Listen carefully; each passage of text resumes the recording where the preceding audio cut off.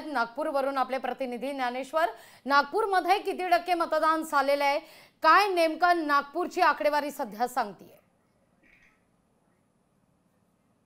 अगदीच 5 वाजेची जी अधिकृत आकडेवारी आहे ती जवळपास 56% मतदान जे आहे ते नागपूर जिल्ह्यामध्ये झाले आहे। नागपूरमध्ये एकूण जे आहे ते 12 विधानसभा मतदारसंघ आहे, ज्यामध्ये ग्रामीणचे 6 आणि शहरी भाग या मिळून जे आहे ते 56% मतदान जो आहे तो सध्या स्थितीमध्ये झाला आहे। आणि एकूणच जी शेवटची आता जे आकडेवारी कदाचित येऊ शकते ते जवळपास एक अंदाज व्यक्त केला जातो की 60%पेक्षा जास्त जो आहे तो मतदान जाणार नाही। म्हणजे लोकसभेमध्ये जी मतदानाची टक्केवारी होती 30% जे ते विधानसभा निवडणुकीत देखील कायम राहू शकते असा देखील एक जो आहे तो अंदाज जो आहे तो व्यक्त केला जातोय। प्रशासनाकडून जे तशी तयारी करण्यात आली होती, जवळपास 75%पेक्षा जास्त मतदान होईल असं देखील त्यांच्याकडून सांगितण्यात आलं होतं। मात्र काही ठिकाणी जे आहे ते अनेक लोकांचे जे आहे ते मतदान यादीतूनच नावं वगळण्यात आले अशी देखील माहिती समोर आली आहे। आणि सोबतच सकाळी जे आहे ते काही मतदान केंद्रांवरती ईव्हीएम मशीन बंद पडल्या, त्यामुळे अनेक मतदारांना जे आहे ते त्या ठिकाणी ताटकळत उभं राहावं लागलं। हे देखील प्रशासनाचं या ठिकाणी अपयश म्हणावं लागेल। मात्र त्यानंतर जे आहे ते त्या ठिकाणी मतदान प्रक्रिया सुरू झाली। तर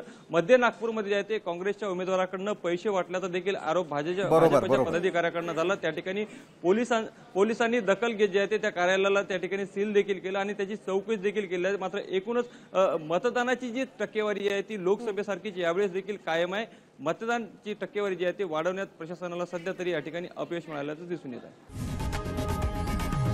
लोकशाही मराठी ऐका, पहा, जागरूक रहा।